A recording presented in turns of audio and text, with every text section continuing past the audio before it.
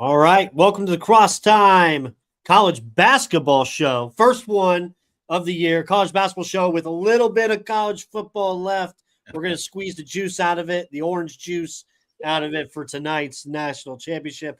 Crossroads Sports, Gametime Network, myself, D-Cot, JB, Isaiah. Gentlemen, happy Monday. How is everybody? Man, living the MLK dream, man. Off work. Got my four princesses still here. They leave today. Lots of relaxation and eating and getting ready for this evening's hell of a game tonight, man. JB? Man, I'm happy with the connectivity, non-connectivity issues that I have this afternoon, man. We worked a little, some midnight and weekend magic to so that, the broadcast wouldn't be interrupted on my end in any way, shape, form of magic. But celebrating MLK, just like everybody else who, should be, got some, things cooking in the oven and all that, man. So, also ready to talk some college basketball for sure. For me, it's a basketball world. And, coming off, NFL hangover from last night. I'm sure we'll talk about that as well. Okay. Isaiah? I'm doing good. I jumped in a little late, but got right in here before the intro. So I'm excited to talk some college hoops. It'll be fun to talk about. And then, we'll obviously talk a little college football. It'll be good tonight. Should be a good game. Yep, absolutely. Well, gentlemen, let's dive. We might as well put a little bow on it and finish her off. College football tonight, national championship, Indiana, Miami. I think the spread's down to 7.5 now. I seen it got up, started at 7, went to 8.5. Now it's down to 7.5. I saw. This could either be a blowout in the Hoosiers' favor, or it could be a nip and tuck game, close one with that Miami defense. And do we get a crazy, Miami quarterback stunner late, possibly? My personal opinion, I put the wagers on. I'm not going to go against Indiana. I haven't gone against them since the Iowa game. And I don't think I'm going to do it here either on the last one. But I think Hoosiers win. I think they cover the 7.5. I do. I think it's close to the first 2 or 3 periods. And then I think I see Signetti making greater changes at the half than what Diaz and the Hurricanes make in that. And all about that, the playmaker, right? D-Cot, we talked about it last week, that wide receiver, D-Cot, the Travis Hunter, you could say, of Miami, had just how crazy that he could turn a game. But, yeah, I think Hoosiers, they cover this game. I think Hoosiers get the championship, undefeated season. We'll go D-Cot next. That would be great. Like we talked about before too. I definitely want Indiana to bring it to Howard home, right? First university in the modern day era for both basketball and football to go undefeated champions, especially in college football. It's even a greater feat at 16 games. I'm old enough to remember when the season ended at 11 games. So now you're talking 16. So, kudos to the Hoosiers. I think it's going to be a closer game. I think number 10 for Miami, his name, I've been remembering his name and remember now I forgot his name, but he is an absolute difference maker. They're going to try to get him in space. And I'm telling you now, if the Hoosiers don't bracket him, he's going to create some problems for the Hoosiers all night long. JB?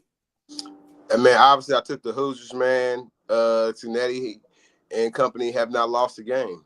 You cannot say about that on the other side with the other team in the Miami Hurricanes, man. They have lost games, and even those games, of course, in the far in the rear view, that is what, I expect a team like IU to kind of focus on. They cannot make a mistake.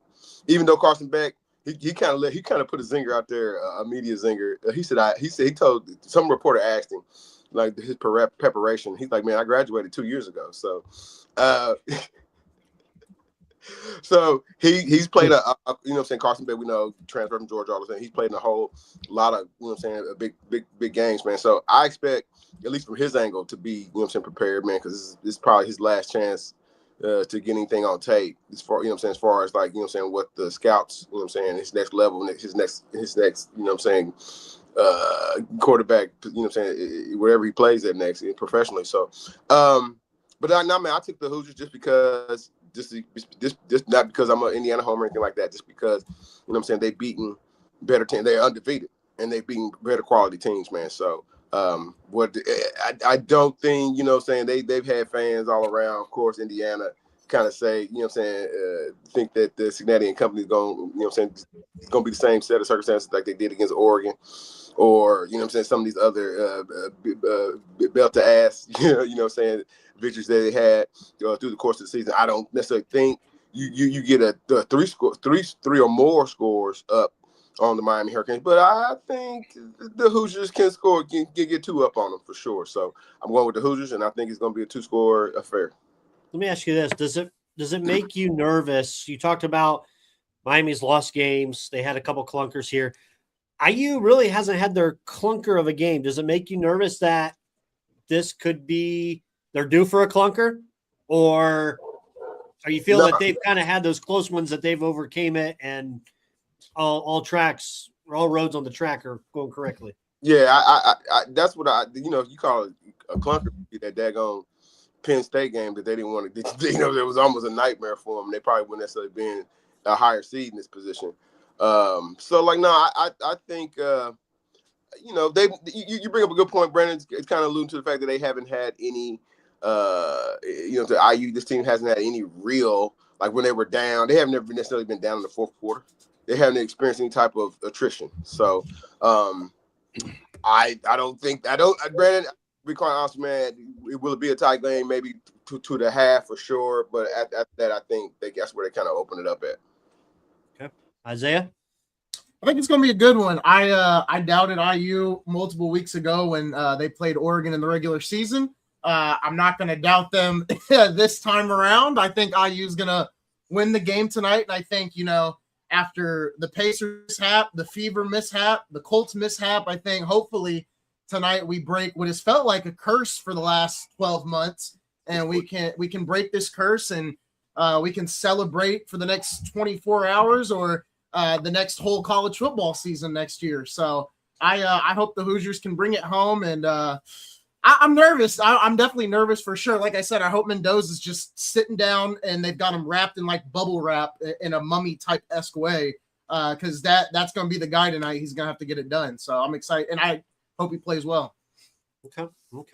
Hey, and another thing, I think we all kind of want to see the Big Ten win their third straight national championship, and just it puts a little pressure on the guy in the upper right-hand corner of my screen. Hey, look, man, for the 9,366 time, the only team in the SEC I like is Bama. I don't subscribe to the SEC is a better conference and Big Ten. I think SEC has more talent. Well, there's no thinking, it's a fact. You can argue with the NFL. Don't argue with me on that. Just look at the statistics there. But with that said, hey, if the Big Ten wins this game, that'll be a big win for those of us here in the state of Indiana and those Hoosiers for sure. What does it do for the ACC though if they finally get a national championship since the Clemson days? Does it do anything for the conference as a whole? Damage control for early in the year when they kept saying ACC was nothing. Yeah. Okay. Maybe. Okay. Yeah, that's a good point. They'll get a little bit more. You know what I'm saying? I respect them. Let's make sure that's because I respect the ACC, but they'll get, as far as football is concerned, they'll get a little bit more, I guess, credit. Like the next time they, you know what I'm saying, we're talking, will they get another team in for sure? If Miami wins, they get all the money. They get all the money, yeah. They ain't got to share with other ACC. That's teams. motivation. Now talk about some motivation. Yeah. I'm sure the players gonna get a little bit of cut out of that too. Now that they're professionals, so to speak. I'm sure the players are playing for a little bit of extra tonight as well. For sure. Yeah, for sure. Okay. All right. Let me ask you this. I mean, I guess the spreads went back down, but how high would it have to be for you to take Miami? 8.5, like I took. I think it's gonna be a closer game. I still think Indiana wins. But 8.5 with that hook, that's a big hook, man. I'm not the biggest bettor, so I can't give a fair opinion on it. But all right, here's an easier question. Maybe it's easy, maybe it's harder. Who has the more memorable post-game speech on an IU win, Mendoza or Signetti? Mendoza. Easy. Mendoza. When he's gonna say we're flipping national champions, and then he'll go on something else. He'll say Miami's a great team, and it'll be a great speech. And social media will, you'll see the positives, more positive than you'll see negative. Obviously, there'll be the haters there, but I'm excited to see the speeches as a whole. And then I think Signetti said it best. At the press conference, well, him and the Miami coach both, they were just like, we'll be national champions. Hopefully Signetti gives us a better reaction when the moment happens, if the moment happens, right? So it's going to be interesting to see what happens tonight. I like his reactions. I like I do too. I like his stoic, all business, I like it. I mean, and I hope he continues to be that way tonight after a Hoosier victory. Hey, man, be careful what y'all wish for, man. I think the Buffalo Bills didn't already call Kurt Signetti. There we go. It's a cold day. It's a cold day. You get fired. On it's Black Monday, man. It's a cold day. It's a real Black Monday. You feel me? But like that was a nothing burger. Nothing burger. Yeah. I don't hey, somebody gonna get called up, and like all these defensive offensive coordinators is getting interviewed, and Mike McCarthy ain't gonna get no job. So somebody from the college ranks is going to get a call. This is what I'm sticking to that for sure. A call, but I don't know if they get a job. I saw Sig said yesterday or day before yesterday that he had made up his mind some time ago that the NFL wasn't going to be for him. And I got to take the man for his word, because everything at this point that he said, he's done it. And I see no reason for a 63-year-old coach who gave up $300,000 to be a wide receivers coach in Alabama, to go to a Division II school, to then say, I'm going to the NFL. He's at $14 million. Hey, if Manny Diaz, if you're the Dolphins, man, hey, he's a Hurricane today, Dolphin on next Monday. I can see that definitely closer than Sig leaving for sure. Yeah. So we'll see. College basketball, gentlemen, it is that time where everybody's starting to turn the leaf after tonight to college b-ball. The superiority of the Big Ten Conference, as DCOT will learn once again, doesn't matter what sport it is, the superiority. The rankings are out, new AP pool. So here's your top 10. Arizona 1, UConn 2, Michigan 3, Purdue 4, Duke is 5, Houston 6. The surprise team of the year, you can say right now, Nebraska at 7. Undefeated. Gonzaga 8. Iowa State loses and drops all the way to 9. I thought that was crazy, dropping all the way to 9, personally. And then the Spartans of Michigan State, number 10. As we look at that and we start to hit the stride in conference action, first storyline, what's one of your top storylines, DCOT, that you're looking forward to as we turn the page to college b-ball? Man, I'm liking Arizona. I'm liking everything that they're looking like right now. I think Koa Pete is going to continue to rise in the second half of this season. I think he's going to be a man amongst boys. And I look for Koa Pete to put his stamp on the Pac-12, 14, 17, wherever number they are right now. And I just think that Arizona, while undefeated, have the most complete team. They may not be the most talented from 1 to 10, but I think they're most complete and led by Koa Pete. I'm a big Arizona guy. Seen them a couple times, start to finish. Very impressed. Okay. John? You said one story? I said, give me one of them. I know you got plenty. One of them, man. You got to like what you like out of the Miami Redbirds, you know what I'm saying, and out of the MAC. You know what I'm saying? Finally got ranked. I've been banging on the door for them when they was 12-0. Coach Steele kind of came out and said, hey, man, we can't get, it's always, man, you can't get guys to play you. You know what I'm saying? The big five, power four, power five to play you. So they finally got ranked. They'll probably cut a swath. They might take a loss. You know what I'm saying? Kent State's a tough out. You know what I'm saying? Ball State at home's always a tough out. But they'll probably cut a swath like none other in MAC play. And still got to win the daggone, the MAC tournament to get into the NCAA tournament. But like, if any mid-major is going to cause any type of stir this year, it will probably be the Miami Redbirds once they kind of transition through their conference play and get into the tournament, because they're making the tournament. Okay, Isaiah. Yeah. I wouldn't disagree with that. I think the one thing I've been keeping up on is Butler, because they've been the first 4 out for a couple weeks in a row now.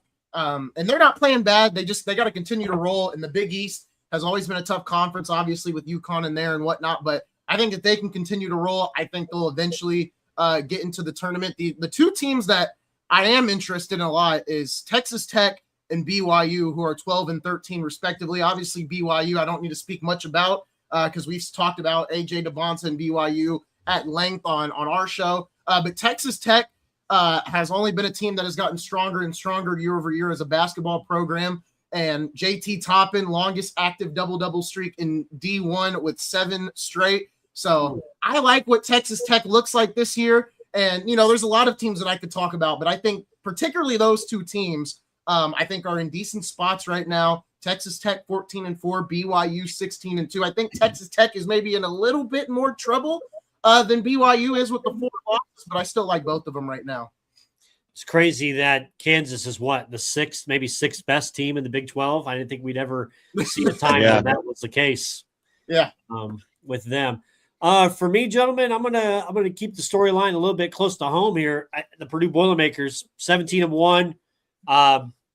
They say if there's ever a year, it's got to be this year, right? You got the Final Four in your home backyard, down the street. Deeper team, I would say, than the team 2 years ago that went to the national championship against UConn where they lost. I think it's a deeper squad. I think they gel a little bit better.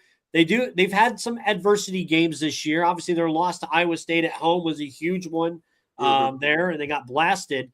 And then they played some athletic teams.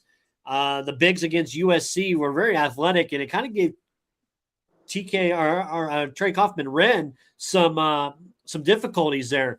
Boilermakers were down in that game the other night against USC, battled back Saturday night to get a 5-point win on the road there. You like to see it. They got a big one Tuesday at UCLA there at Pauley Pavilion.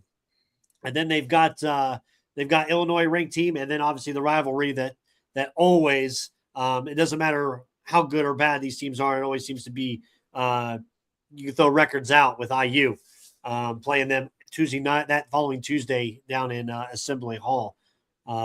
So I'm going to say mine is Purdue, because not only for them, because we thought, hey, this would be their year to be that Big Ten powerhouse, but now they got competition. Michigan's looking strong as can be. I think the luck for Purdue is they get to play Michigan at home this year. You only got to play them once, and you got them at home on a Tuesday night in February. I'm going to be at that game covering that one, so I'm definitely looking forward to that one. And then also Nebraska. That's just how good Nebraska. You have to go to Nebraska. I think that's going to be a marquee game on February 10th for Purdue, just to see, how good they are really against the top 10 of the Big Ten, but then also just how good is Nebraska. Can they put a team that's within the top 5 away? Yeah. So I can see that. It's more. It's not the we know D-Cot likes the SEC, man. It's not that the SEC ain't got good teams. You got a spark. You got some spark plugs down there in Vanderbilt. That's a good team. That's what I'm saying. Even though they took a loss against Florida, they took Florida to the end there. You got go back to the Big Ten. Let's not forget about. I know Iowa took a loss, but they're not going away. Wisconsin hit some buzzer beaters this past couple weeks, and got they beat Michigan. You know what I'm saying? Let us not forget. So you know what I'm saying. This the middle of the pack of the Big Ten ain't necessarily going away. On the struggle bus is the Hoosiers. I'm sorry. I was going to ask you, what's your thoughts on the Hoosiers? A good. So you know what I'm saying. I was going to say DeVore. Sorry, because DeVries. Same hot seat. DeVries, you see what I really brought everybody, man. I think what Nebraska is running is what DeVries wants to run once he gets, you know what I'm saying, all his, like a lot of the guys that he kind of brought in are mid-major, you know what I'm saying, super seniors and whatnot, man. I really think like once DeVries gets all his guys that he really wants in, the young talent, or whether it be, you know what I'm saying, Indiana All-Star, McDonald's All-American, or transfer portal players, that's the kind of style they want to play.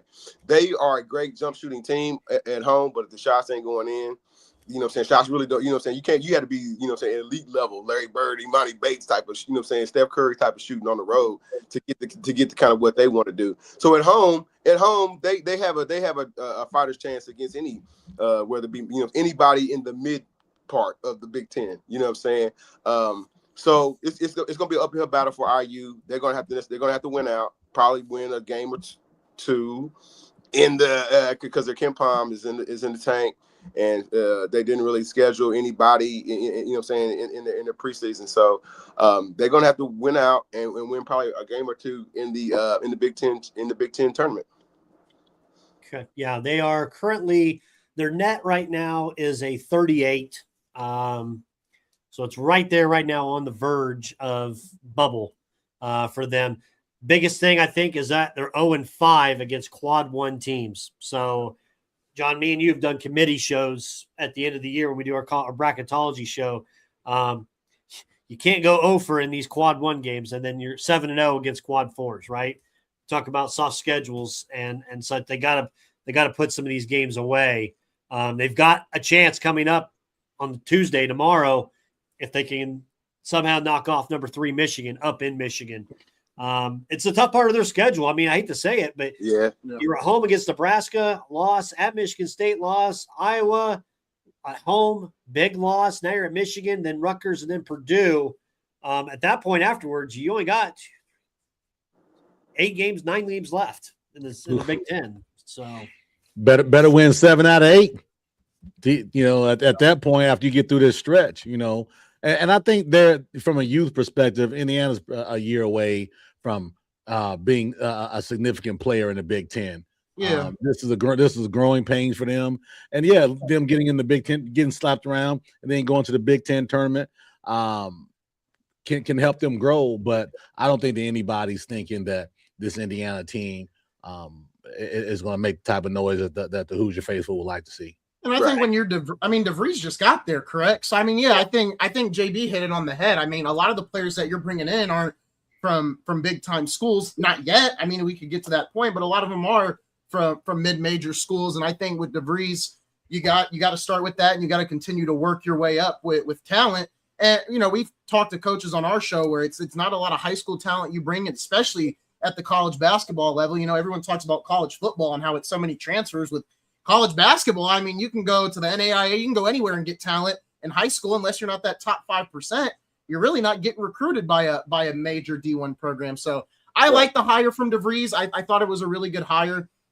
It's going to take time, though, and Hoosier fans are going to be patient. This isn't going to be a Signetti situation that comes around once in a lifetime at times. So I think you got to wait a little bit. You got to be patient when you're IU basketball fans, but I know IU basketball fans don't have that many patience because it's been a while since they seen some success. I mean, the last time I can think of success for this program was probably when Zeller, Oladipo, and Farrell were in there. And maybe I could be wrong, but that's what I remember. Oh, the last Big Ten title team, That's the last time I can remember actively sitting down and watching the Hoosiers every single night basketball-wise. Now I watch Butler and a little bit of Purdue, of course, Somebody in the chat said horrible hire, man. And like, man, we can go down a wormhole of who they should have hired. I think at one point Fred Hoiberg probably was out there. It's kind of crazy that even him with being, you know what I'm saying, he played for the Pacers and having Indiana ties. You think, you know what I'm saying, he would have maybe necessarily got a call. Excuse me, Porter Moser. You were big on Porter Moser. Porter Moser, who took the same here.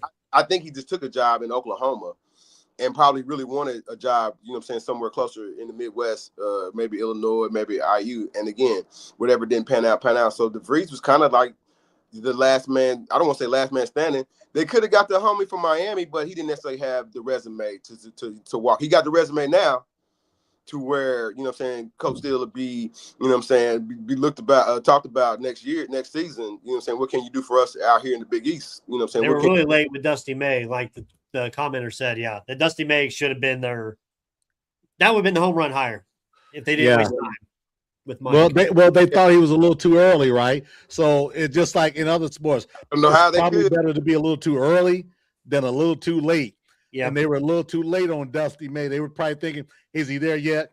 I mean, he's from here. I hear JMV talking about Dusty May all the time from his neighborhood, right? And they're from the same hood, right? So I think they fell a little too soon. But I think the Hoosiers need to go Coach Calipari. Man, Well, listen, no. Hold on, wait. Man. I'm not saying get Coach Calipari. Clip that. That's the most outrageous thing. No. I'm not saying get Coach Calipari, but do what he did when he went to Memphis. Open up those purse strings and start really paying some of these guys, these 5 stars, to come and take a look. Similar to what Mike Davis did after Bob Knight got fired. You got to go deep into your pockets and pay a little bit of extra for these guys that aren't going to come to Indiana. You got to get that thing built back up. We talk about Hoosiers being a blue blood. Yo, bro, last title, 87. Last significant season was 2002. All that money is shipping over east of the Assembly Hall. We talked about that, right?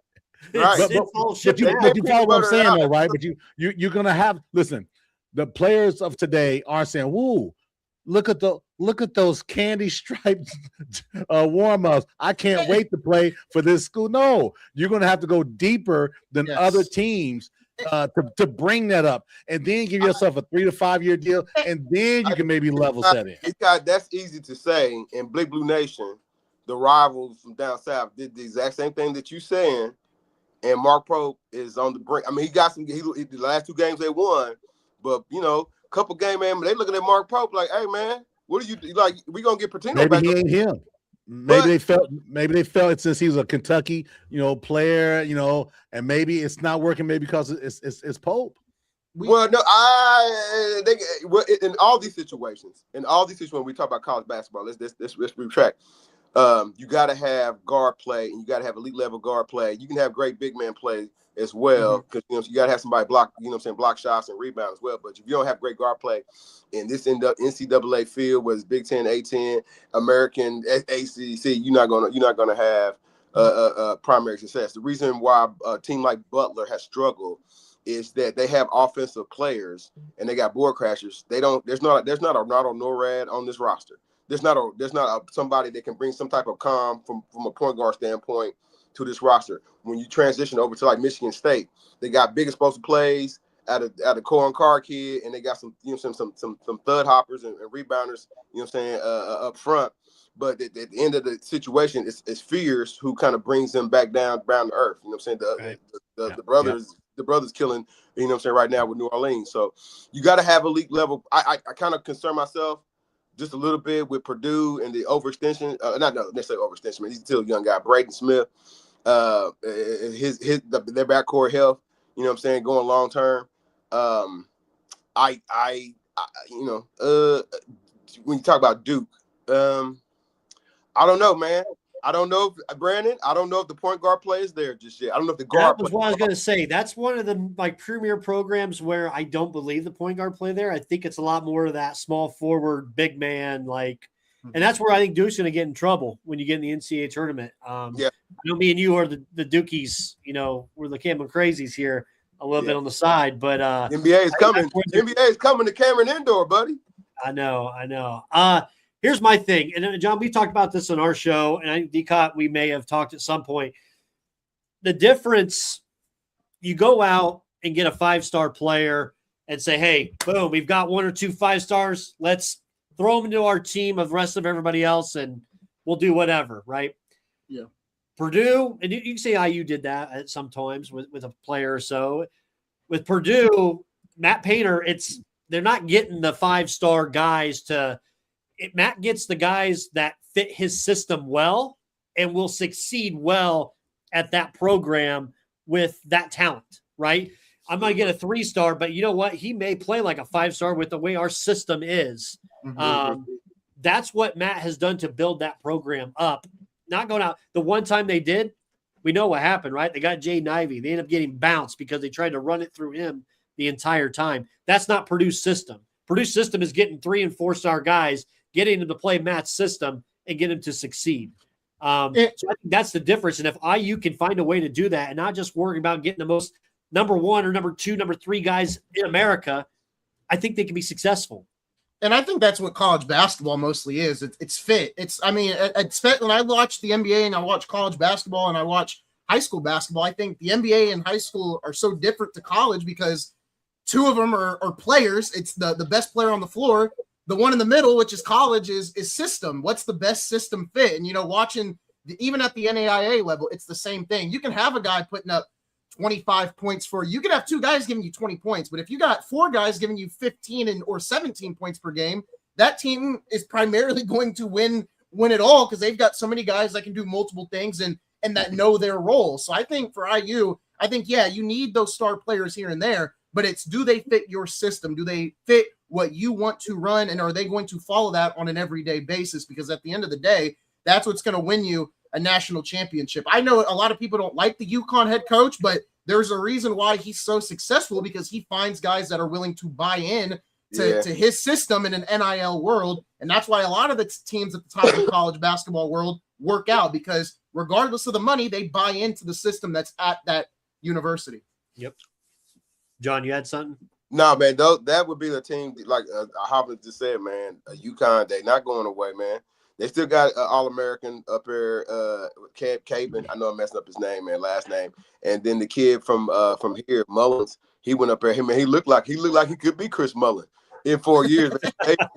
He's not gonna stay 4 years, man. So unfortunately, man, he probably gonna come to the NBA and turn into a Danny Ainge, man. We won't get the full package. Chris Mullin, man. I also, Brandon Reed brought up, he blew the nugget out there saying Kansas is 6, man. I think Kansas they're still dangerous, man. They're Darren Peterson, man. They're gonna unleash him. Future Pacer. He said, it's gonna be DeBonce, I'm telling you. Hey, Brandon, you just funny you say that, right? Because one of the things I was looking at this weekend was just that. How they do these comps. His comp, they say, is almost Kobe Bryant.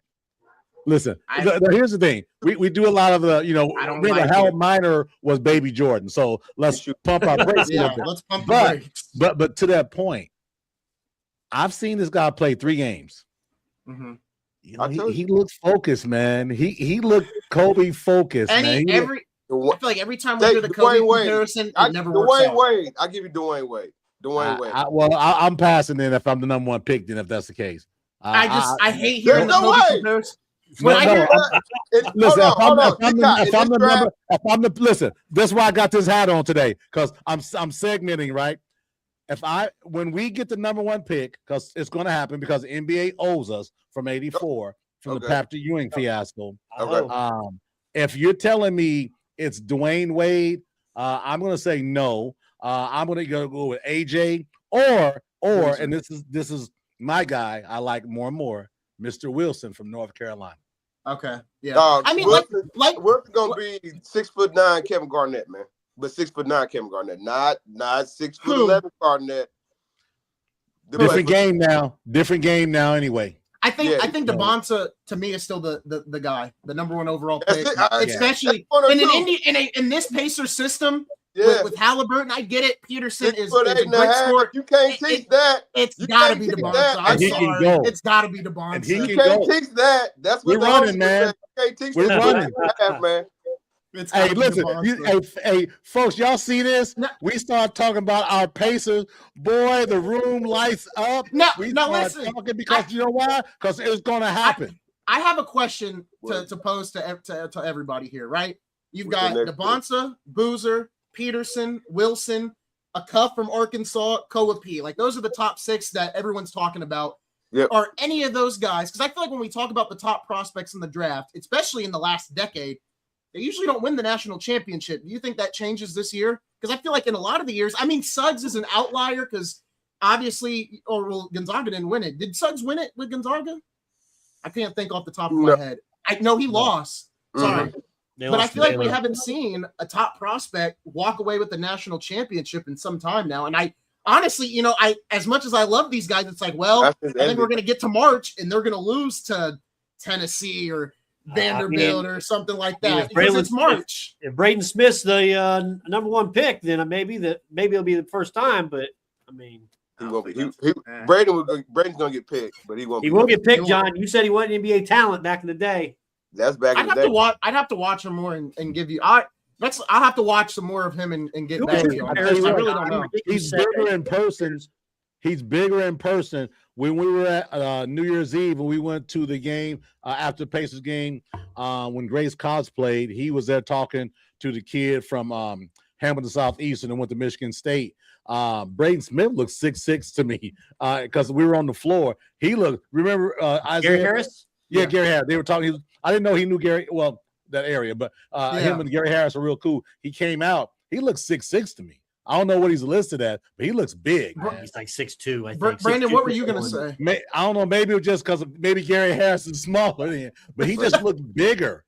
He just looked bigger to me than I thought he was in person. Brandon, what were you going to say? He need to get some Steve Blake tape, man. Get him the good old Portland Steve Blake tape. Learn how to play. Hey, listen. No Steve Blake. Steve Blake ain't no bum. Whoa. Steve Blake played in the league longer than his cohort who won the national title in 2002 against the Hoosiers. No, that's not a knock calling the guy Steve Blake now. I do double-digit years in the NBA. Blake tape, man, for sure. Yeah, there's no knock. There's no knock now. I like the Garnett comparison for DeBonta. If that's what JB said earlier. No, talking about Wilson. Oh, okay, sorry. No, DeBonta is gonna be like Al Harrington on steroids. That's Paul George. Paul George. Athleticism? No. DeBonta doesn't have a jump shot yet to me though. He can't. He's bigger, he's got a mid range, but everything outside of that, it's not there yet. But I don't know if he doesn't need that right now. I don't think he can get downhill. He's got the mid. He get to the free throw line. Yeah, you like AJ DeBonta. Like the top 4 picks. Like even if the Pacers start winning games in March, hey, they're gonna play hard. JB, they're playing hard. We're winning too many games right now. We haven't winning stuff. Listen, don't be going to winning stuff. Has anybody watched Houston play?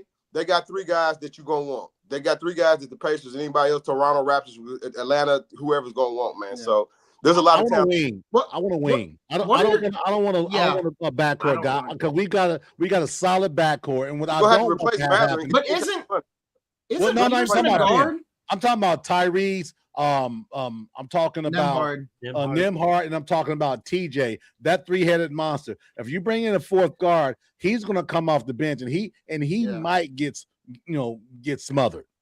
I want a wing guy because Ben is going to probably be gone, and maybe another guy as well. I want a wing guy, and if Wilson is anything what they're talking about he could be Len Bias as well too. I'm telling you now. You know, and I've heard. Listen, I've heard it too. I've heard it too. Say that. I'm not comparing him that way because I saw Len Bias at Maryland. I'm not going there yet. Very good though. Yeah. Hey, D-Guy, you want to bring your boy home? He looking lost up there in Milwaukee. Hey, you know what's funny? He can stay home. How about Jay Huff a couple nights ago, dude? He looking lost up there in Milwaukee. He had a nice game. Listen, like I told y'all when we start this thing, he's going to regret. This is back in July. He's going to regret going to Milwaukee, and the Pacers are going to regret lowballing him. And it's coming to fruition. He looks lost. He looks unhappy. He looks uncomfortable. And it was all because, hey, they gave me this low ball offer, and I'm going to show them. Sometimes, that person you spent 10 years of your life with, they ain't so bad after all, on both sides. I think it was a mistake on both for the franchise of the Pacers and on Miles Turner. And I said on our show, 5 years, they're going to both regret it. I think, what was I going to say? I think if you're Indiana, I agree. You don't need to draft a guard. And I look at Peterson more as a guard. I think he'll play shooting guard most of his career rather than small forward. And you don't need a guard. I think it is DeBonta or Boozer because I get it. Caleb Wilson is if you fall out of the top 5 and you can't get Boozer or DeBonta. But at the end of the day, you're not falling out of the top. I'm just saying that. But crazy. Stop it now. I think it's DeBonta. I think it's DeBonta or Boozer, one of the two. If you don't want DeBonta, fine. Okay. Top 4. But either way, lower than that.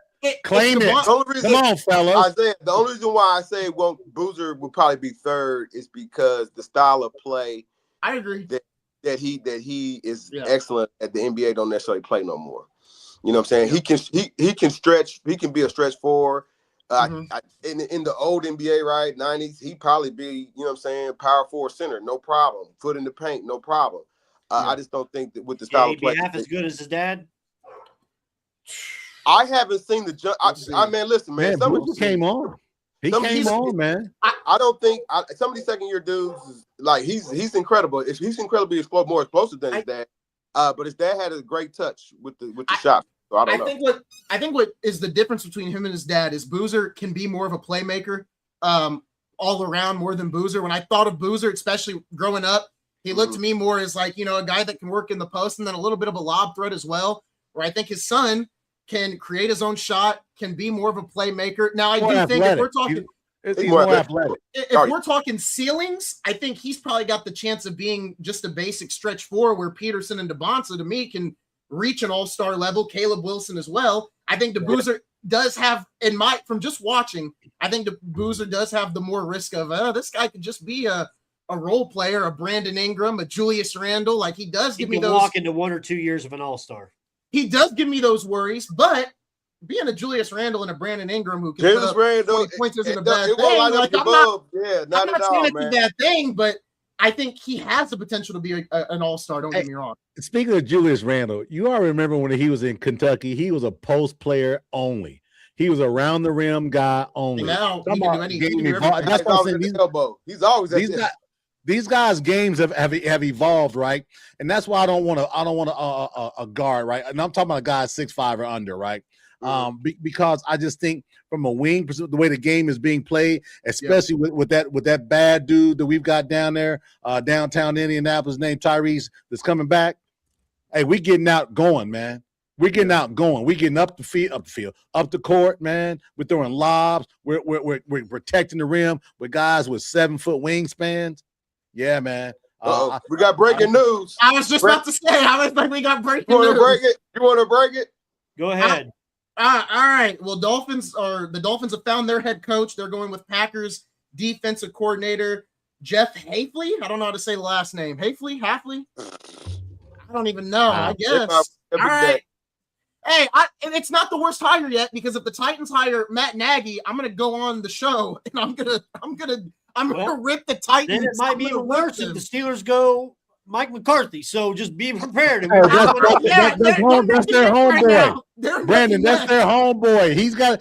Listen. I told you. Didn't I not tell you this was my nightmare I had? He says nightmare. Stranger Things is here. We're in the world of Vecna. We're in the world of Vecna. Stranger Things is here. If McCarthy goes to Pittsburgh, book it that Aaron Rodgers is coming back for another God damn it. I called this like a month ago that if this would be a nightmare if it happened. Hey, I think was coming. The whole playing field is different, and I'm surprised the Dolphins went with this hire because you've got McDermott. Because now McDermott's out there. You've got Tomlin can't coach, but I do think now there's a couple teams that are going to sit and wait a little bit. I think the Falcons. The Stefanski hire has grown on me a little bit, but I'm still kind of iffy about it. That was so early, though. I mean, you could have waited on Stefanski. No one's beating Stefanski's door down. If I'm the Titans, hire him. If I'm the Titans and the Raiders, I'm obviously Flores is is going to be a contender for these jobs too. But if I'm the Titans and the Raiders, I'm hammering on McDermott now. I'm going for McDermott. McDermott ends up possibly a Raven too. Yeah, that's another good one. There's so many jobs that are opened up now. It's crazy. Less than 100 miles from the crib. I mean, that ain't. Oh no, it's Buffalo, not the Giants. They need to go back up to South Bend, man. Somebody need to take up another $75 million in bags. Up the Rudies, they're Irish. They got that money. And tell Freeman, hey man, find another coach in waiting. 20 years in Pittsburgh, he'd have. We'll even bring Brian Kelly back. So JD, the problem there is if Freeman has to understand, you have to play your games even when you're not in the playoff. So that's going to be his biggest thing. That will be a challenge. That's going to be his challenge. They'll be all right. They'll be all right. JB, I got to ask you. We were there on Saturday. We got to see IU Indy take on Detroit Mercy. Shout out to IU India's course, and as well as Luke Boso, athletic director. Nice enough to see us, get a nice photo with us. Scoring spurts, man. It seemed like right now they were scoring like crazy, 100 points a game when we first saw them early in the season. Yeah. And now they're getting those spurts IU Indy is here locally where they can't put the ball in the basket. Yeah, just kind of struggle bus on Saturday. They was blowing up the Detroit Mercy out. For the first 20 minutes, I felt like. And then, a couple critical timeouts, man. What you can say, man, is that Detroit Mercy is well coached because there's 15 coaches. They had 11 coaches. 11 coaches, D-Con. Hey, what was that post I saw? If you got 12 coaches, you got none. They got 12 coaches. Those 12 coaches run against the team. I guarantee they do. 12 versus 12. So, like, man, just one, the atmosphere at the Jungle is always great. We sat behind the, Detroit Mercy's bench, man. You get to hear great interaction from the coaches and the players. You know what I'm saying? We made some new friends in the Detroit Mercy assistant coaching line, man. Yeah, as they things got tight. Didn't Ray McCallum coach there? 3 seasons ago. I think he's at Tulane now. Now. Mike Davis was there. That's my guy. But Mike Davis was there a couple years ago. But man, they got a solid program. They came in, didn't want to lose. With 59 seconds left, one of the assistants told the security bus driver, warm up the bus. You know what I mean? We did have a moment, like I said, man. My guy's little board kind of flew up in the air, and it was almost hit JB from the head coach when he threw it. Yeah, the head coach threw his clipboard, and it was almost Detroit. It was almost Indiana, Detroit, Mouse Part 2, Mouse in the Jungle. You know what I mean? But cool. You need Ron or test with you, man.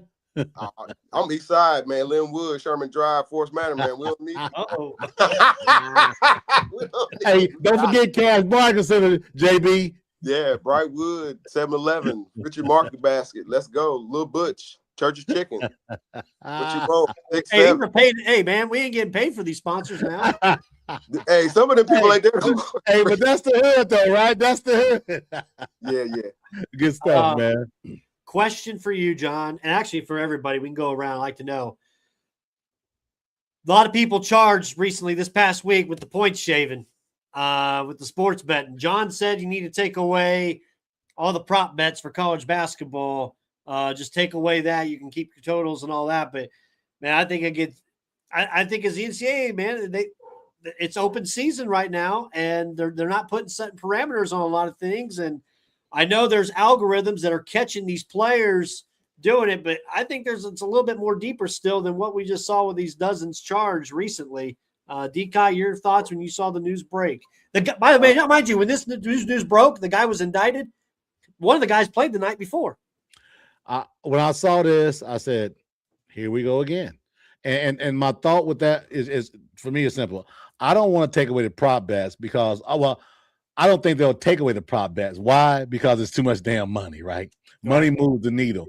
But to that point, from a regulatory perspective, they've got to be better. And if they don't become better, it's going to continue to happen. What happens after every tough game, bad call? What I see on social media, all the platforms, X, Instagram, Facebook, whatever, Vegas made the call. I see that so often now. Vegas made the call. Vegas made the call. People don't have the confidence, but yet they're still putting their money down on the same thing they say is a scam.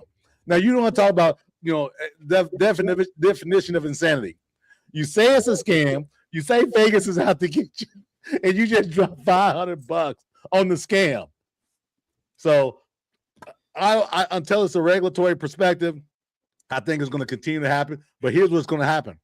Guys are going to continue to get a little smarter, though. They're going to get a little smarter and a little bit more coy. These burner phones, and a lot of these guys know people all across the country. That's what's going to happen. Yes, it's still going to happen, but I think less people would get jammed up because guys are saying, man, they're on it. So that's what I think is going to happen. Isaiah? Man, I don't know. Like I said, I'm not a big sports bettor, but I think with the players and everything else, we see it more and more people – the players just being involved in these bets and everything else. I think Daryl makes a good point. I think, nobody's going to stop doing it. I think it's only going to get worse. And, I don't know how you particularly change these rules. And because, when you're watching sports, you see Bet Sports 365, DraftKings, FanDuel. It's on ESPN. It's everywhere. ESPN. So, I get it. Should the players be betting on their own games? No. Can they be allowed to bet on the Rockets and the Spurs if they play for the Thunder? Sure. I just betting on your own game, I just don't view as correct, because then, it's like, all right, well, hey, Daryl, I'm going to put up 10 points tonight, bet the under or something. It's like, yeah, of course I can get away with that, but you're never going to be able to police this. Obviously, if people get suspended for it, everyone's got their own opinion, but it's a slippery slope that, quite frankly, just isn't going to get dealt with because you can't promote betting and then punish your players for betting. I just don't like it's very hypocritical, to be honest. I mean, don't bet on your own game, but how do you really stop that from happening? You can't. So you can control that the most, though. That's the thing. Yeah. That's why they bet on their own games, because that's something that they have a real hand in versus, a whole. It's slippery slope that active players. So NBA, for instance, active players are getting promos and stuff that you're seeing on these DraftKings. LeBron James putting out his NFL picks for every Sunday in these DraftKings commercials. You're graying the line, regardless if he puts any NBA bets in ever or anything like that. Yeah, but he's saying he supports it. He's saying he supports it. Yeah. John. Obviously, we're talking about sports betting, man. That is a big no-no, all the way back to Dewey Williams, 100,000 years ago when he point shaved for Northwestern. You cannot put your whatever talent the Lord have you believe in God. I do. You cannot put whatever talent that you were given and use it for, I know it sounds real kooky and real Spider-Man. You cannot use your talent for evil or any ill-gotten gain, man. So, you know what I'm saying? I know they get pep-up speeches from the coaches. I know they get pep-up speeches, you know what I'm saying, from the ADs and all those other things about being honest, man. What you need, more money? You know what I'm saying? You got your NIL, you got a scholarship. Most of y'all are on super senior time anyway, man. Who you know are they getting their boys hooked up, JB? Are they hooking their boys up? Are they, these players, to your point? I mean, you make a good point. Are they saying, listen, let's spread, the neighborhood we just talked about, 25th and Sherman. We got some people we want to take care of too. There's a better, there's a better way to do that. It's a smarter way to do that. Where, saying, no, I cannot. You want me to miss a rebound? No, I can't do that. You want me to, miss two or three shots? No, I can't do that. Like basketball, remember, we come from at least here in Indiana, man, this is a basketball world with us, man. And like basketball, winning is tantamount, getting yours is tantamount as well. But like cheating or, so that we can get an extra dollar, so they can get an extra dollar, a couple $100, whatever it is, was like, man, I couldn't. For me, and this is what I would preach is if I was a coach. This is what I my coach if I was AD. For me, we couldn't have that. And I don't know what they can do. They maybe need to get rid of prop bets. Side bets. I don't know. The fandom probably not gonna have the betting folks ain't gonna want. Yeah, that's gonna be tough. We talked about that before we went out. Yeah, because that's where a lot of money's coming from. To be quite honest, I mean, you talking to the degenerates right here. Well, one, but my point is there's a lot of prop bets out there. In their mind, you betting on assists, rebounds, and steals. So in their mind, that's not stealing, man, but or being dishonest, man. But like, nah, man, people spend their hard-earned money to pay for tickets.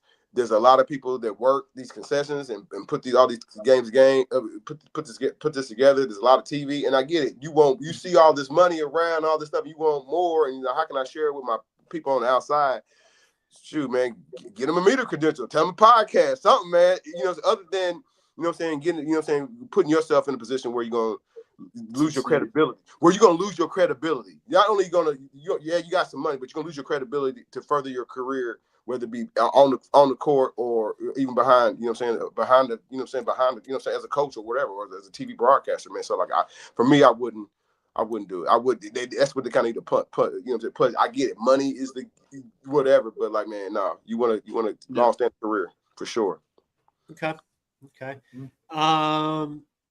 Final thoughts, gentlemen. First college basketball show. We've got plenty more. We got to have our bracketology show and incorporate it with you guys as well. I think that'll be huge there in March as we do it. I'm starting to get everything prepared for my bracket. I always do a bracketology. Say we always send it in the bracket matrix for our scores that we have for there. So I'll be getting my brackets all set up to be built for top seeds and such. So I'm looking forward to that. That's kind of my final thoughts. Looking forward to it. I'm really excited for college basketball. I'm excited for the end of college football tonight. I know Decot's going to be sad after tonight, but don't worry. We're going to spoon feed him college basketball and eating some of that Big Ten love up here in the Midwest. So we're going to be doing that. So listen, I'm a Big Ten fan tonight. All right, serious, point blank. If it's the Hoosiers, again, just like the SEC, I've only Alabama. Big Ten's only one team. That's Indiana. Hey, real quick. Oh, go ahead, Daryl. So to my point, let's go Hoosiers. Let's win the game. I don't care if it's 1 point or 51 points. Yeah. Win the game, but let me take that back. As long as it's 8 points or less, and there's an over. I apologize. You got to cover. Win the game, 38-30. That means I'm gonna have a good week this week. Brandon and JB, I know you guys watch a little bit of racing. Both of you guys do. What are your thoughts on NASCAR changing the playoff format back to the chase? Do you guys like it? Did you guys not like it? I'm curious what you guys thought, because I know you guys watch it more than Daryl does, and I've been a NASCAR watcher since I've gotten into the sport since I was little. I was a Jimmy Johnson fan growing up, and I can't help but be way more excited for this season than I've had in the last probably 5 years. Yeah, absolutely. I'll date it back when Rusty Wallace was racing in 91, 92 for me. Much needed. Yes. Just because you don't get your win and your end type of thing, yes, and you get a coast and say, hey, you know what? I'm just going to coast through the season and then get to the playoffs, and we'll go from there. It makes it every race worth trying to matter. It makes Daytona 500 now, and if you look at it a certain way, it makes it look like it is the greatest race on earth to win. You want to win that race. I think it will finally. I think it'll take back its spot as the most viewed race in America. I think it'll pass the Indy 500 this year with the change. Oh my! And if there's not a rain delay, the rain delay has also stumped it the last couple of years. Yeah. I think if there's no rain delay and everything starts when it starts, I think it'll take its spot back. It'll never take over the Indy 500. Stop. It has multiple years. No, multiple years. They traded it back. I'm talking this from a history perspective. If you say racing, there's still the Indiana 500. Yeah. You got a good point. I'm just talking about TV ratings at the end of the day. But hey, look, man. I mean, hating on Indiana, man. Brandon, last part. Best name in NASCAR history, I say Dick Trickle. That's what I was gonna say. Still Dale Earnhardt, but it's fine. That's fine. Fine with me. Best name ever, Dick Trickle. Hey, wait till you get about over 40. How about Cole Trickle? Yeah, that's gonna dig you deep if you know who Cole Trickle is. So. I do, yeah. All right. Rowdy. No, I like the format. I'm glad it's not called the playoffs. I'm glad it's back to the name of the chase. That sounds more NASCAR racing themed. The playoffs was always so stupid to me, so I'm glad it's. I'm glad we're. I will say this: I'm really excited to see what Connor Zilic does this season. I'm really high on this guy coming in as a rookie. I think he can make some noise and make some noise quickly as a rookie that we haven't seen the likes of in a little bit.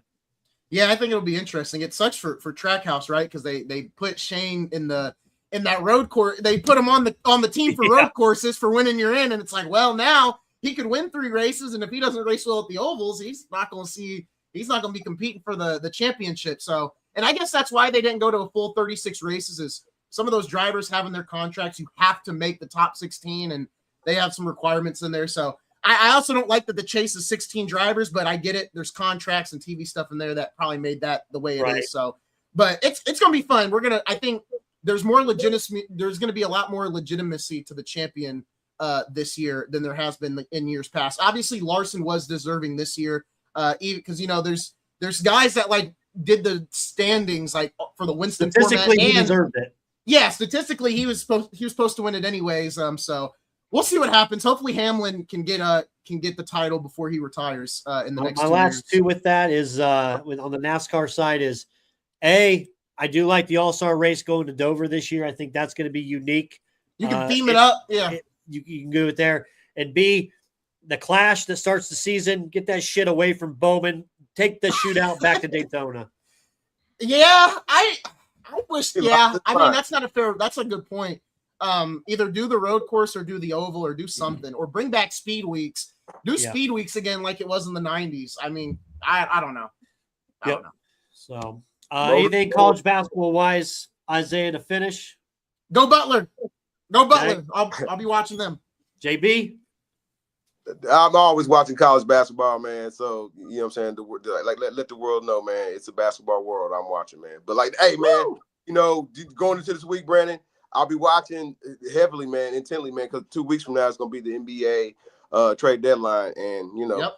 we got I don't know about major players moving, but we got some players probably moving, man. So Yeah. I'll be on that. Come on the show, JB.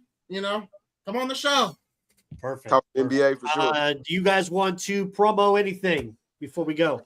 Tonight, 11:15, College Football National Championship post-game show. Oh my goodness. That is when we will be going live for that.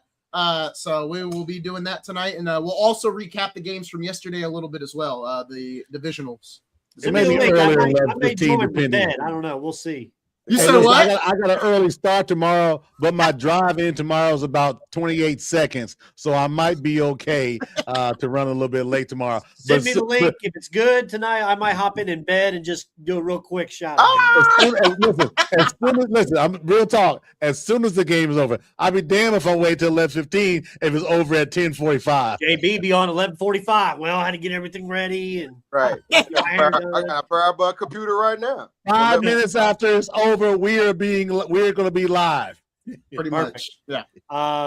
We'll be live Wednesday for our normal show. Looking forward to that. And we are planning, and we're getting it with the Ball State Sports podcast that they have.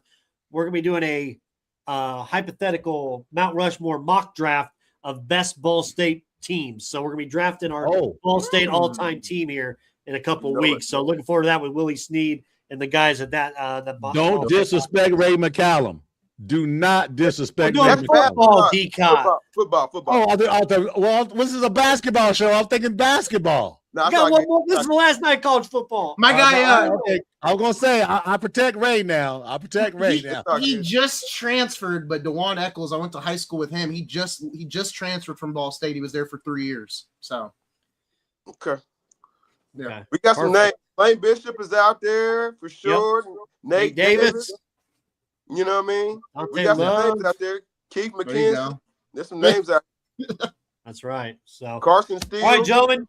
First college basketball show is a wrap. We'll join again next Sunday. We'll do it. College basketball, we'll do a little preview. We'll try to get a little bit of a routine in of topics and stuff. That way we can be able to chat that in. We'll create a document, Word doc or something for us. So tune in tonight. IU, Miami, go Hoosiers. Good luck to the Big Ten. Good luck to the Hoosiers. Bring home a national championship. We'll see you guys. Have a good night. Take care. Thanks for listening to the Crossroads Sports Radio Show. You can find more episodes on iTunes and the Google Play Store. Be sure to like and subscribe for more Crossroads Sports content.